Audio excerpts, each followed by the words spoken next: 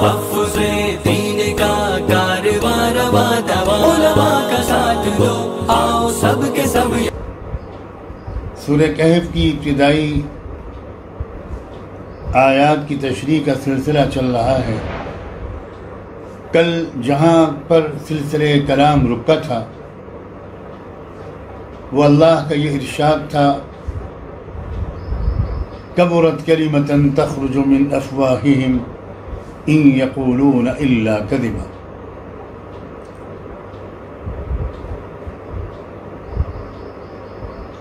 ولدیت عیسیٰ کا تذکرہ چل رہا تھا،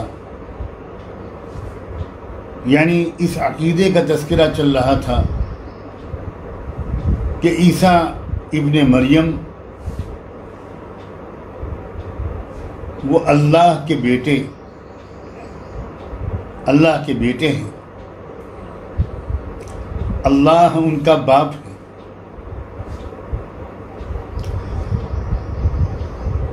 اور اللہ تعالیٰ نے یہ ارشاد فرمایا تھا کہ یہ جو سورہ کہف ہے، خاص طور پر یہ سورت، اس کے اتارے جانے کا ایک بہت بڑا مقصد یہ بھی ہے کہ جن لوگوں نے عیسیٰ علیہ السلام کو خدا کا بیٹا مان رکھا ہے ان کو آگاہی دی جائے، ان کو وارن کیا جائے کہ اگر تم اس عقیدے کو نہیں چھوڑو گے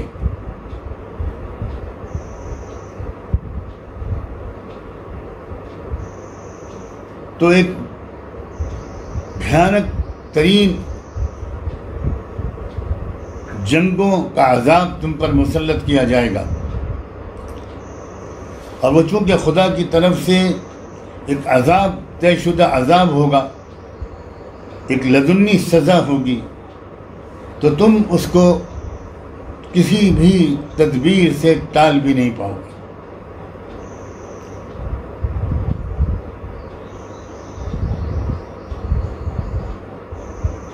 اور اسی موقع پر اللہ تعالیٰ نے اس عقیدے پر تبصرہ کرتے ہوئے ارشاد فرمایا تھا کہ کبرت کلمۃ تخرج من افواہہم، بہت ہی بڑی بات ہے جو ان کے منہ سے نکل رہی ہے۔ دل دماغ تو ان کے بھی قبول نہیں کرتے، بس زبان سے یہ باتیں کہتے ہیں، تخرج من افواہہم، اور یہ سراسر جھوٹ ہے جو یہ کہتے ہیں، ان یقولون الا کذبا۔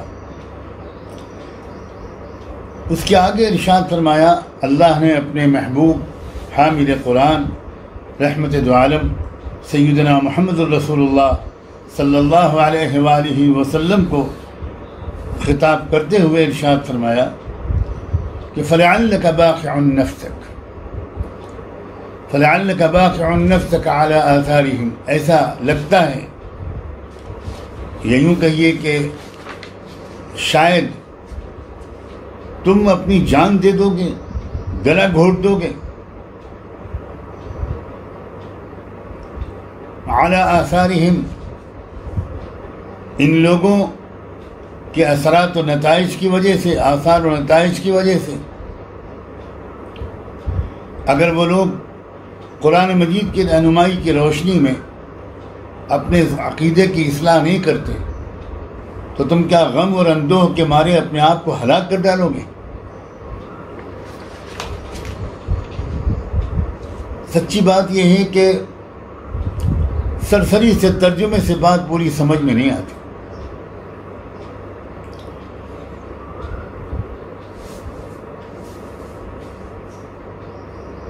یہ آیت سورہ کہف کی وہ آیت ہے جس کو بہت خصوصی توجہ کے ساتھ اور بہت تفصیلی جانکاری کے ساتھ سمجھنے کی کوشش ہم طالب علموں کو کرنی چاہیے۔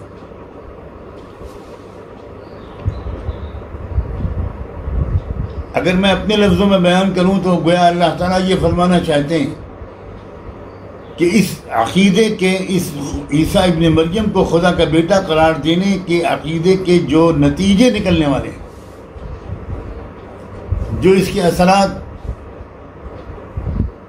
طویل زمانے تک اور دور تک مرتب ہونے والے ہیں، جو اس کے تباہ کن نتائج نکلنے والے ہیں، ان کو سوچ سوچ کر تم کیا اے محمد اپنے آپ کو ہلاک کر لو گے؟ ہم لوگ گزر جاتے ہیں اس بات سے کہ ہاں بھئی ایک قوم کا عقیدہ ہے۔ یہ عجیب و غریب دور ہے۔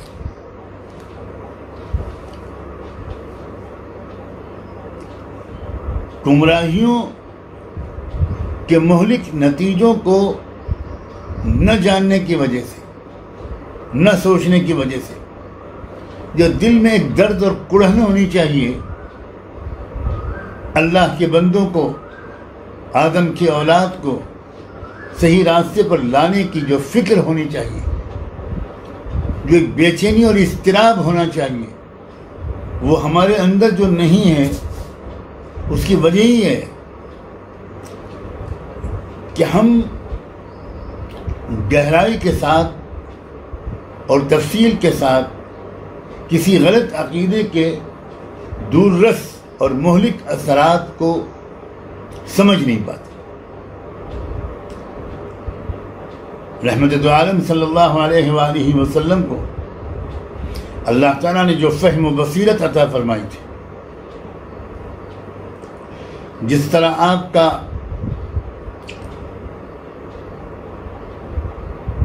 پاک دل، روشن دماغ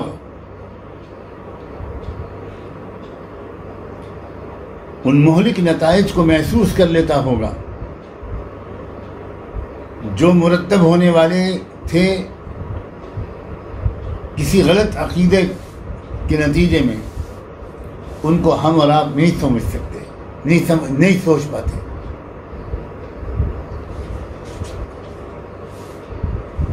دیکھیے کیا نتیجے نکلے، یہ ہے کیا تاریخ۔ عیسائیت کا یہ موجودہ جو شکل ہے، یہ کہاں سے چلی؟ عیسیٰ علیہ السلام تو اسلام کے داعی تھے، توحید کے داعی تھے، انہی چیزوں کے داعی تھے جن چیزوں کی دعوت اور احیاء کے لیے قرآن آیا، محمد الرسول اللہ صلی اللہ علیہ وآلہ وسلم آئے۔ لیکن پھر یہ ہوا کیا؟ ہمارے پڑھے لکھے حضرات، اب میں ان کو پڑھا لکھا مان رہا ہوں، بس یہی بہت ہے،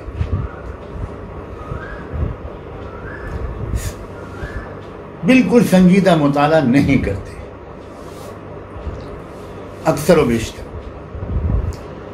میں چاہوں گا کہ وہ یورپ کی تاریخ کا مطالعہ کریں، اور یورپ کی تاریخ میں بالخصوص چرچ کی تاریخ،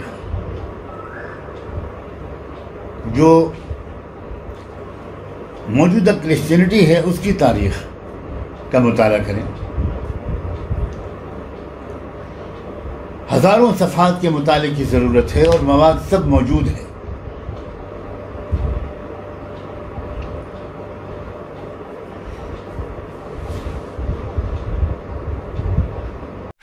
ہند میں انوکھا مرکز تحفظ دین، یہ دین کا ترجمہ ہے مرکز تحفظ دین۔